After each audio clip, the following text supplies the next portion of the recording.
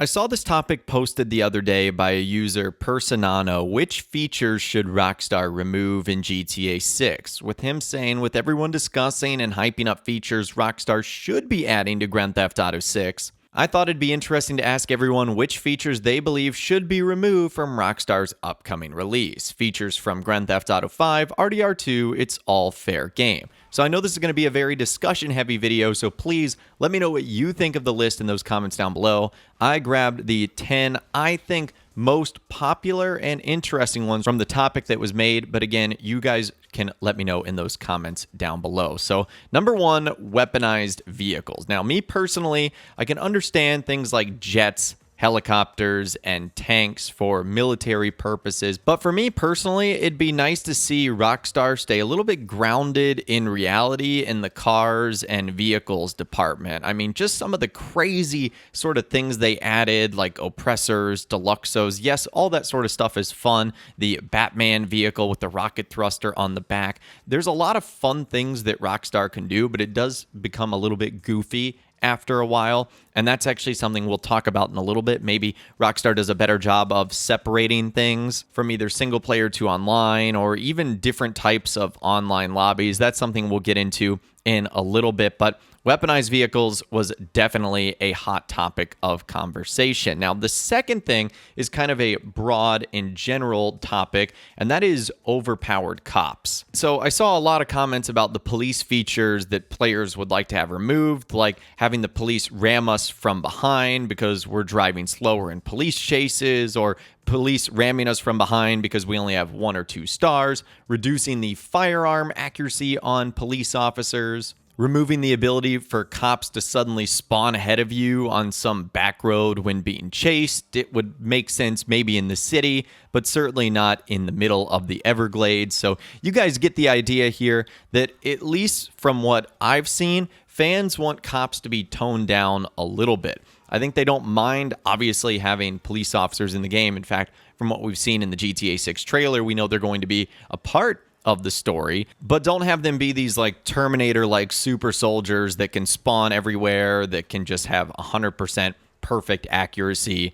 That's what I think players were going after here. Now, number 3, sort of building off of that a little bit, is sensitive NPCs. So in GTA 5 and Red Dead Redemption 2, you'll get a lot of NPCs saying like, "Are you following me?" ?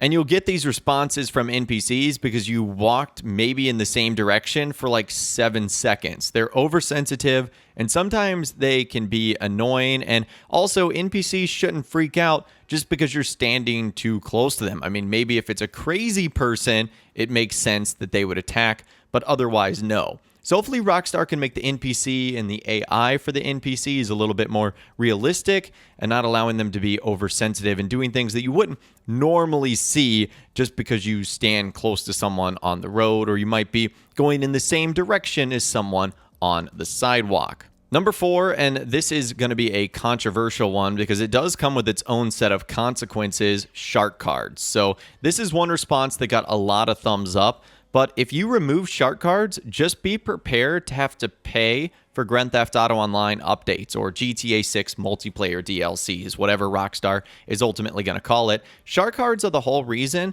why Rockstar was able to provide so many free DLCs. And I'm not advocating for shark cards, it's just one or the other. If you don't have shark cards, Rockstar is going to charge you real life money for every single update that comes into the game, and you might not get as many because of that. So just something to think about right there. Shark cards are optional. I don't know if they have contributed to vehicle prices and, office prices going up in game, but it is something that keeps the DLCs for free and also without having to have separate lobbies, because if that's the case, some people might get the DLCs because they're willing to pay for it, others will not. And therefore, you're going to have separate lobbies for people that did pay, didn't pay, etc. it could be a mess. Number 5, this is an interesting comment. I saw the gold, silver, and bronze medal checklist for the playlist. I don't know why that's something that bothers players a lot, but it did get a lot of thumbs up. Maybe it sort of takes away from the realism or makes you do things in a weird way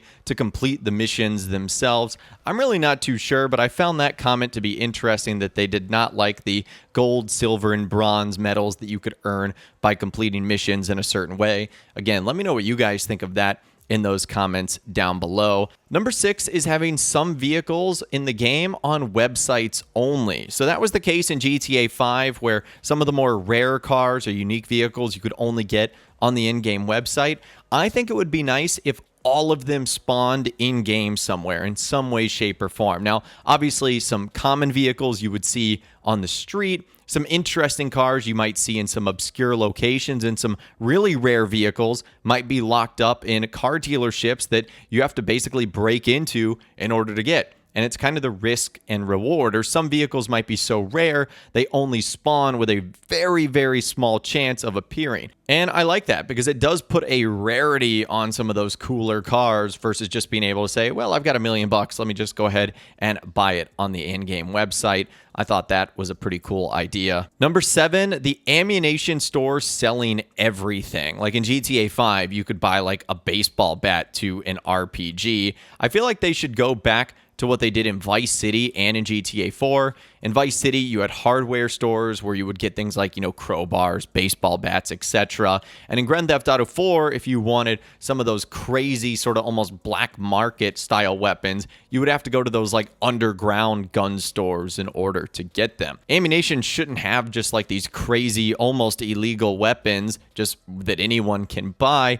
And at the same rate, they shouldn't have things that like a hardware store like a Home Depot would have or something like that. So I found that to be a pretty good idea too. Number 8 is collectibles that are just downright hard, whether it's the amount that you have to collect, like over 100, or whether it's the fact that they are in difficult and obscure places to reach. I feel like Grand Theft Auto 4 did this pretty well. GTA 5 sort of built on some wacky ones that were just, really downright impossible unless you had like a map or you knew exactly where all the locations were. And I'm not a massive collectible guy myself unless it does have a super unique reward attached to it, but I feel like Rockstar could make them a little bit easier in GTA 6. That would personally be nice. Number 9, I saw this one and it had a lot of positive responses to wanting it be removed, and that is tap X to run. There was a lot of calls for Rockstar to just allow us to push the left stick forward like basically any other game, and you would walk or run, but having to like mash the X or the A button, I can see why that's a little bit annoying. And I feel like Rockstar tried to sort of alleviate that in GTA Online, but for me, it made my characters walk really funky. I don't know if you guys had the exact same issues, but again, let me know in those comments down below. And number 10 is having things saved for online exclusivity. Now, I don't know if there are some technical limitations to this, but like, for example, the casino in GTA Online, it's obviously changed to the Diamond Casino and Resort. It's nowhere to be found in single player. It's still the old casino from the very beginning of the game. I feel like anything that Rockstar does to the multiplayer version of Vice City and Leonida, they should do to the single-player version of Vice City and Leonida. And again, I don't know if there's really any technical limitations to that or things that are preventing or stopping Rockstar from doing it. I guess one thing that might be preventing Rockstar from doing that is something we talked about earlier, and that is shark cards. If you can get it in single-player, why would you bother spending your money in it in online? Just something to think about right there, but that right there is 10 features that Rockstar should remove or not include in Grand Theft Auto 6. Please let me know in those comments down below what features you're thinking about and which ones you think they should not have in the game. If you guys did go and enjoy this video, though, a like rating would, of course, be awesome. And be sure to subscribe to my YouTube channel if you are new. You want to stay up to date on all the GTA 6 videos that I'll be doing here on my channel. And be sure to ring that notification bell as well. Sometimes YouTube just doesn't work, and if you ring that bell, you'll always be guaranteed to be notified when new videos arrive. But of course, as always, guys, thank you all so much for watching. Take care, and I'll see you guys in the next video.